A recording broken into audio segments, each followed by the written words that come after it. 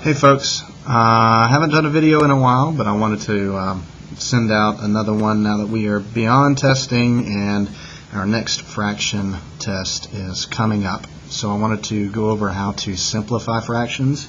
Sometimes people used to call it reducing fractions. I don't necessarily like to call it reducing fractions because we're not reducing the amount that's shaded within the whole. Alright, so today in our journals we listed out some steps that will help us as we're going through the study guide, help us see what's going on. Alright, so I'll go over these very quickly and then we'll do some examples.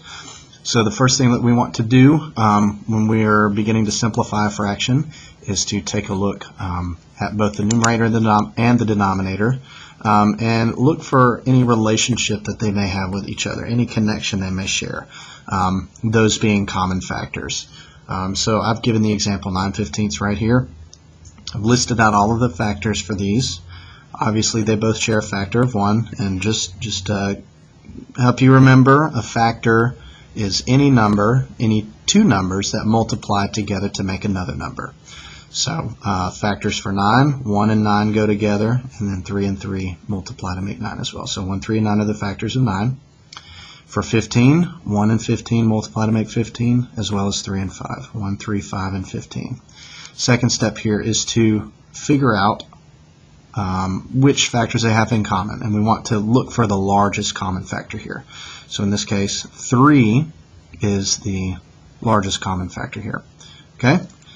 We then want to divide the numerator and the denominator by that common factor, and how I've been presenting it to the kids in class, how many 3's does it take to make 9? How many 3's does it take to make 15? So how many of that particular factor makes the numerator and the denominator? So in this case, it takes 3 3's to make 9 and 5 3's to make 15. And to kind of give you an idea of what's actually taking place here, I've drawn a picture down at the bottom. You see we have 9/15 drawn out. I've used my the grid paper to draw out 15 sections here, and I have 9 shaded in. 1, 2, 3, 4, 5, 6, 7, 8, 9. And so what we are doing when we are dividing by 3, or when we're using 3 as a common factor, we're grouping those pieces together. So we're taking lots of smaller pieces and combining them together so that we can form a fewer number of pieces, but that shade the same amount of space. So in combining these pieces by 3's, we have combined 3 right here, 3 here, 3 here, and the rest of the way as well. We have a total of 5 pieces, so the whole is broken into now 5 pieces, and 3 of those pieces have been shaded in. You can see where I have split them, combined them together to make the larger pieces, fewer in number but larger in size. So this is the way that I have been teaching the kids to simplify fractions. So let's do an example just so you have an idea of what it may look like. All right. So let's take. We'll do. Oh, which should I do? Let's do 28. 36. Okay, 28/36. So the first step is to look for common factors. I'll list out all the factors of 28. So we have 1, 28 goes with that, 2, and 14. And then we have 4 and 7.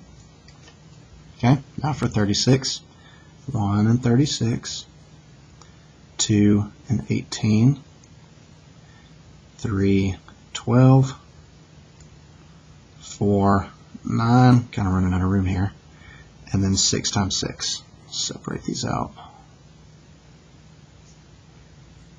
Alright, so aside from them being clumped together, there are all the factors for 36. Alright, now the next step here is to look for the largest common factor. See that they both have 1 in common, both have 2 in common. There's 4 in common, and there's nothing else that they have in common. So I'm going to use 4. And now we think to ourselves, how many 4's make 28? How many 4's make 36? We're dividing by that factor.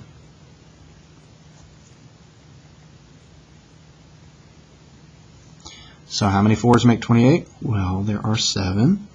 And how many 4s make 36? 9. Now if I were to draw a picture 36 little squares long and shade in 28 of them, then group them into groups of 4, we would still come out with the same number, 7/9. That's how we simplify it. Now another question is, how do we know that a fraction has been simplified to its lowest terms? How do we know that we can't simplify it anymore? Well, we know that once we have done some simplification, the only common factors that the numerator and the denominator will share will be the number 1. So the factors for 7 are 1 and 7. Factors for 9 are 1, 3, and 9.